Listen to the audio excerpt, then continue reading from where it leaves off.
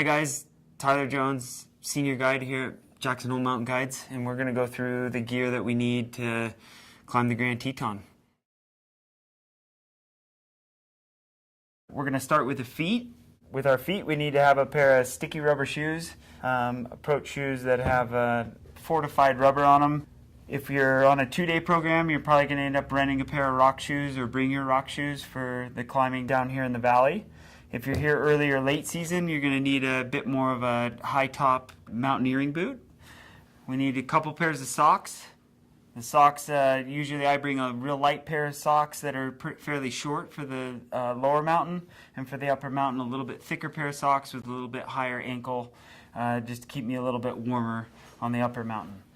With camp shoes, something that's closed-toed, so maybe something like a Croc or a Sanuk kind of slipper, can be useful on the 4 days. On the 2 days, it's not worth it because we're worried about weight and we're basically on the move most of the time.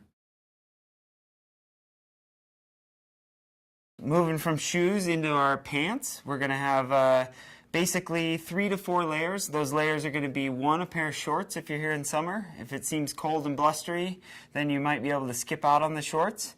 Then we're going to need a pair of long underwear. We're going to need a pair of synthetic climbing pants, and those are going to be a bit stretchy, ideally, and also be able to dry quickly. We're going to need a shell pant, and whether it rains or not, when it's cold and blustery on the mountain, we're going to use those for the wind. Moving up to the upper body, we're going to generally have somewhere between 4 and 6 layers, depending on the time of the season that you're here. And that's going to start with some sort of a synthetic t-shirt for when it's hot and sunny on the trail. For up climbing on the mountain, we're going to, or maybe down lower, we're going to have a light insulating layer, so any sort of zip neck with long sleeves is going to work well. Then we're going to have an insulating layer that's a bit more of a fleece type of a layer. Then we're also going to have a puffy jacket. And a puffy jacket, generally a little bit thicker jacket with a hood, without a hood, but something that's going to really keep you warm on a windy morning. Then also, just like the shell pant, we're going to have a shell jacket to keep us out of the rain, and when it rains it pours here. But also in the wind and on a blustery day, having a hood on your shell jacket and being able to pull that up in the middle of the climb can be really helpful. Other things, if you're here early or late season, maybe you decide that another layer or two is useful, and that might be another light puffy layer or some sort of a real thin wind shell in addition to the other 4 or 5 layers that you have. Something that a lot of us as guides and climbers use these days is a base layer that has a hood on it, and even if it's hot out, these tend to keep you fairly cool, just like a t-shirt, but it blocks a lot of the sun. Okay, so a few items that we find here at the gear checks that either are do or don'ts is don't bring cotton, do bring rain pants. Rain pants are definitely necessary. We often see that people won't bring enough layers. That being said, if you're unsure of any piece of gear that you do already have, feel free to bring it. And if it works out, great. If it doesn't work out, then we'll get something else. But we'd hate to have anyone have something and not bring it and then have to repurchase it because it's something that we're going to need on the mountain. Moving from there, we got hands to cover, not only for cold, but also maybe for rappelling and some of the other technical aspects. A lightweight pair of gloves that's generally maybe leather palmed is optimal. Depending if you're early or late season, a second pair of gloves. Definitely a little bit thicker, kind of a ski glove of sorts will work well. We have a bunch of things to talk about with headwear. We need a ball cap, something to protect us from the sun. We're going to need a beanie or some sort of small stocking cap that ideally doesn't have a little pom-pom on it, so we could be able to wear that under our helmet. Other things that we're going to need for our head is a helmet. Often the helmets we have here, and we also have at high camp, but any sort of climbing helmet, if you have your own that you're really in love with, you're welcome to bring it. Otherwise, we have what you need up there. Other things for the head and face are going to be a small thing of sunscreen versus a big giant thing of sunscreen. We're only out there for a few days, and every ounce counts here in the mountains. So a lip balm of sorts, because it tend to lick your lips a lot, and being in the sun sunscreen is going to be useful. Other things with the head, we're going to need a headlamp. The headlamp, ideally you have an extra set of batteries for it. And a guide trick for the headlamp is to turn one battery around backwards so it doesn't turn on and light your pack the whole way up to camp, and when you get there you don't have any light. Sunglasses, probably the most important thing for the head. If you have prescription sunglasses, that's great. Bring those. Any pair of dark glasses that cover the sides and underneath your eyes well will do just fine.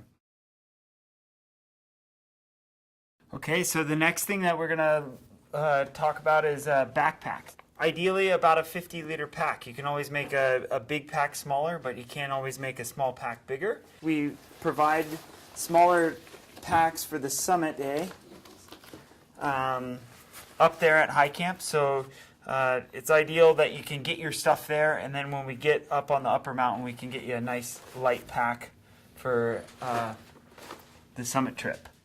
So sleeping bag liner for your for sleeping up there. We have the sleeping bags there, but just to keep things fresh, we'd like you guys to have a small sleeping bag liner. We sell these here at the Mountain Guides, and otherwise you can bring what you have. How about we talk about hydration, because that's a really important part of climbing mountains. We're going to need 2 liters of capacity, and we're definitely going to need at least one solid hard water bottle, so to speak. And then if you have other bladders and things or camelbacks and such, that's great as well. But for the upper mountain, with changing temperatures, and these things can pop when you're shimmying up chimneys and things. So having 2 liters of capacity, and definitely having something that is a solid kind of Nalgene style bottle or a Gatorade bottle will be just fine. We need some sort of water treatment, so whether that be a SteriPin or iodine tablets, a water filter or such, we want to have that. Other things that we're going to talk about is trekking poles. If you know you like using trekking poles, bring them. If you've never used them before, they're really useful, particularly for the down. 1 pole, 2 poles, doesn't matter to us, other than if you have them, they can be really useful. All the guides will be carrying bear spray, and we're generally traveling in bigger groups, and so bear spray by no means is required or necessary. If you feel better with it, by all means, bring it. Bug spray's on our equipment list, but oftentimes the bugs aren't all that bad because we're generally on the move. But if you know you get eaten by the bugs, by all means, you can bring a little bit of bug spray. A basic first aid kit, mostly pertaining to blister kit, personal medications, and maybe some ibuprofen. Other than that, the guides will be carrying thorough first aid kits, and we also have a number of first aid items up at camp. Okay, so as far as food goes, here at the Mountain Guides we provide dinner, breakfast, and hors d'oeuvres, as well as most of the hot drinks. Some items that we don't provide: drink mix for your water bottles like Gatorade and hydration type things, and as well as all the lunch food. And so with the lunch food, the best way to do your lunch is for the first day, you want to have a nice sandwich. We'll stop somewhere along the trail for a little bit of a lunch, and then a number of snacks, maybe 3 to 5 snacks. For the days preceding, about a pound of lunch food per person per day, and those should be distributed amongst some sugar, some salt, and some fat, and definitely be things that you like to eat. So now that we've gone through the gear check, feel free to call the office at any point with any other questions you might have. A number of the items that we've mentioned today are available for rental here at Jackson Hole Mountain Guides. Check out our website for the other videos on footwear and food, and we'll look forward to seeing you.